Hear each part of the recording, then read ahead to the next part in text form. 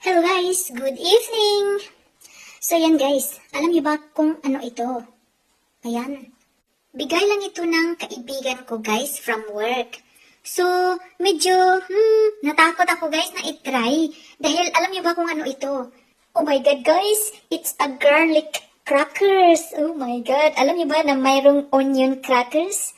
Ito naman ay garlic crackers. Pero mild lang ang kanyang lasa, hindi naman masyadong maanghang. At ang amoy niya guys, mild pa rin.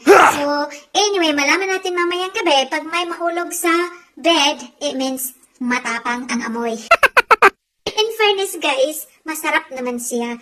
Nagustuhan ko siya guys, so 2 piraso na ang nakain ko. Grabe, amoy garlic na ako guys. Pero okay lang yan dahil healthy naman ang garlic crackers na to. Pero feeling ko nangangati ang lalamunan ko. Yung maanghang na feeling ba guys? So ayan. Garlic pa more! Okay guys, I hope na-enjoy kayo sa ating short video tonight. Thank you guys for watching and see you next time!